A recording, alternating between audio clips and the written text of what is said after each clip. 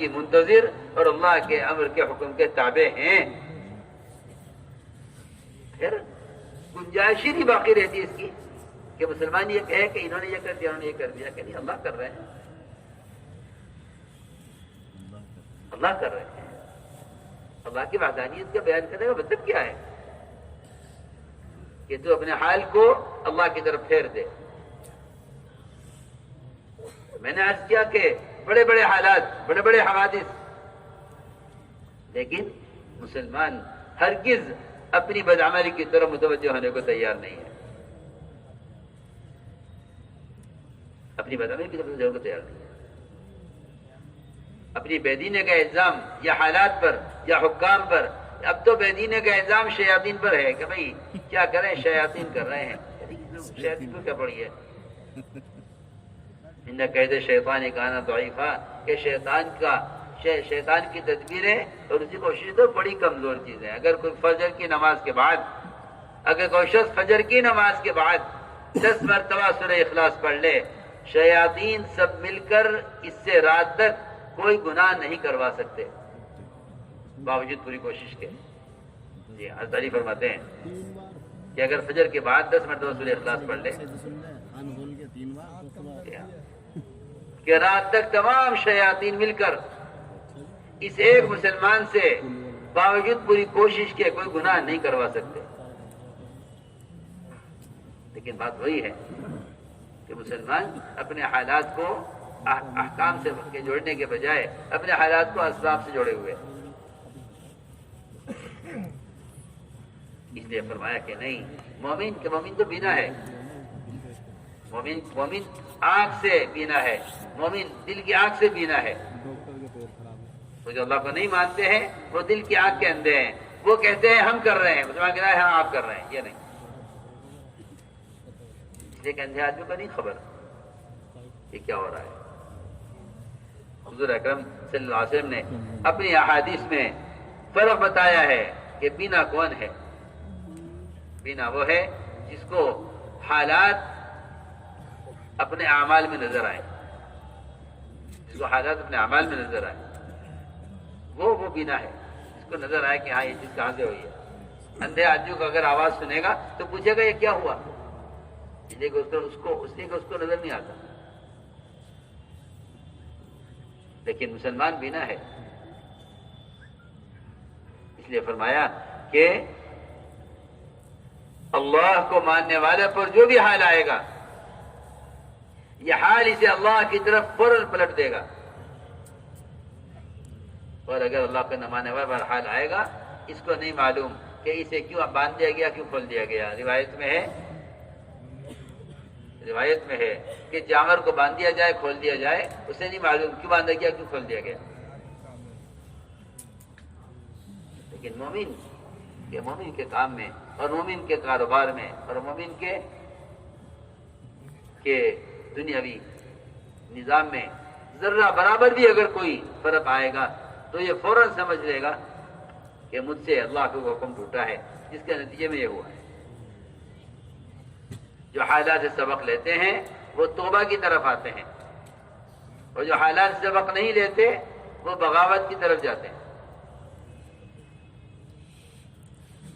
توبہ کے لیے ضروری ہے کہ حالات سے سبق لو، جو حالات سے سبق لے گا وہ توبہ کی طرف آئے گا، وہ اپنے اعمال کو اپنے گناہوں سے جوڑے گا تو ان کے حالات انہیں توبہ کی طرف لے آئیں گے۔ وہ توبہ کہتے ہی اس کو ہیں کہ بندہ اپنے گناہوں پر استغفار کر کے اللہ کی طرف قدم اٹھائے۔ توبہ کا مطلب یہی ہے، پلٹ کر اللہ کی طرف جانے والا، تائب، پلٹ کر اللہ کی طرف جانے والا۔ اس لیے میرے بزرگوں دوستوں عزیزوں، ساری بات کا خلاصہ یہ ہے کہ حالات سے کبھی نہیں بدلیں گے۔ حالات کے بدلنے کے لیے اعمال کی تبدیلی شرط ہے۔ تم اپنے اعمال بدل دو، ہم حالات بدل دیں گے۔ تم اعمال بدل دو، ہم حالات بدل دیں گے، اس لیے کہ حالات سارے ہمارے قبضے میں ہیں۔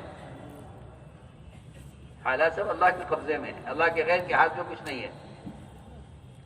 تو ہم پریشانی ہے کہ وہ میں کیا عرض کروں، خوشامد بھی ان کی کرتا ہے جن کے ہاتھ میں مسئلہ سمجھتا ہے کہ ان کی خوشامد کرو، ان کے ہاتھ میں ہے. میں کیا عرض کروں،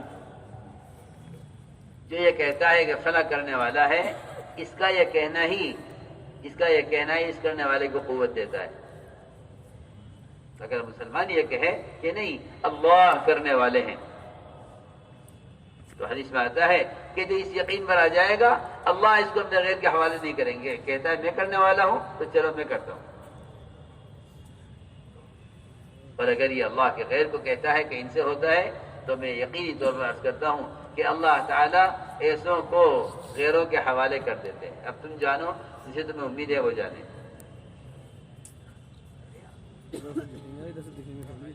اس لیے میرے دوستوں، خسارے اور نقصان سے بچنے کے لیے اللہ رب العزت نے 4 اسباب بیان کیے ہیں. فرمایا اگر یہ 4 کام مسلمان کرے گا تو یہ ہر زمانے میں خسارے سے بچے گا، اور اگر یہ 4 کام نہیں کرے گا تو یہ ہر زمانے میں خسارے میں رہے گا. اگر یہ 4 کام کرتا ہے تو یہ ہر زمانے میں خسارے سے بچے گا، اور اگر یہ 4 کام نہیں کرتا تو یہ ہر زمانے میں خسارے میں رہے گا. سب سے پہلی شرط یہ ہے کہ اللہ پر ایمان لاؤ. اللہ نے فرمایا خسارے سے وہ بچیں گے جو اللہ پر ایمان لائے. الا الذین آمنوا، اس لیے کہ میں عرض کر چکا کہ ایمان کے بغیر جتنے وعدے دنیا میں مسلمانوں سے ہیں یہ وعدے پورے نہیں ہوں گے.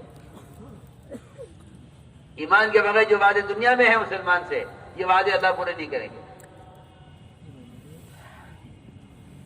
اگر مسلمان یہ دیکھے کہ غیروں کو وہ سب کچھ حاصل ہے جو ہمیں حاصل نہیں ہے، تو یہ تو بہت آسان سی بات ہے. سمجھنا. اگر مسلمان یہ کہے کہ غیروں کو سب کچھ حاصل ہے ہمارے پاس نہیں ہے، اس الجھن کو، اس غلط سوال کو اور اس غلط سوچ کو ختم کرنے کے لیے سب سے آسان راستہ، سب سے آسان بات یہ ہے کہ مسلمان یہ سوچے کہ جو اللہ کو نہ مان کر جہنم میں جائیں گے، کیا وہ وہاں تمہاری جنت کی طالب اور اس کو امیدوار ہوں گے؟ سوچو. اگر مسلمان دنیا میں یہ سوچے کہ جو ان کے پاس ہے ہمارے پاس کیوں نہیں ہے، تو جب وہ اپنی جیل میں ہوں گے تو کیا وہ اس کی امید کریں گے کہ جو جنت میں نعمتیں ہیں وہ نعمتیں ہمیں جہنم میں ملیں؟ ہم تو حیران ہیں کہ اس زمانے کا مسلمان